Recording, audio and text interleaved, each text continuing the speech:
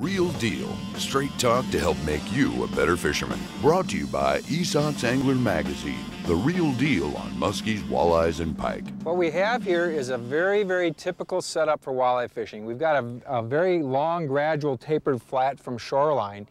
And on this flat, most of the local people and most of the people that fish this area will drift across the flat pretty much indiscriminately and hope that they catch a fish. Hope that the wind's blowing in the right direction. Hope that the wind's blowing just the right speed. What we want to try to do is dissect how we catch these fish. And the first thing I'm going to do is take you right to my electronic unit and show you what we've done. This is actually the layout. You got to see the drop-offs right here, and basically here's 29, 30 feet kind of tapering out into deeper water.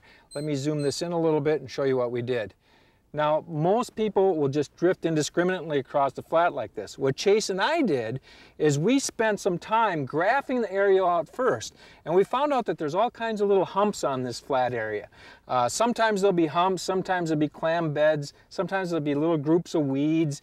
Anything that's a little bit different, punch in on your GPS. Essentially what you're doing is dropping a whole bunch of buoys.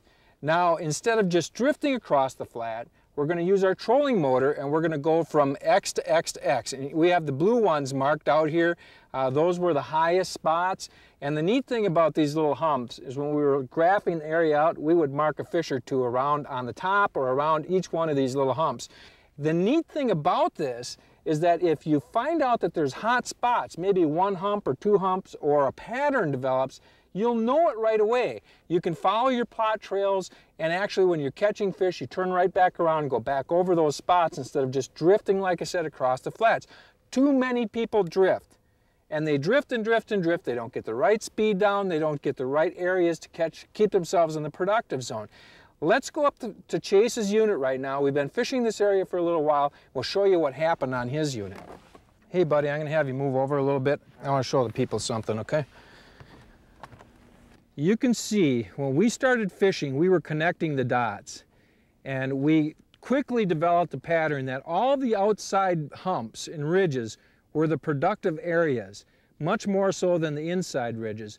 So you can see how we've gone back and forth and worked the productive area. Now at the same time we were doing this, a lot of the local people were just drifting across the flat, and we saw very, very few fish being caught. Even later, when the wind started calming down like it is now, they were using their trolling motors, but they were just wandering around aimlessly. We had a plan, and our plan was to find the most productive areas using our GPS, our plot trails, and our depth finders along with our trolling motor, staying on the fish and catching fish after fish after fish. And that's how you become a real good, not only walleye fisherman, but fisherman in general.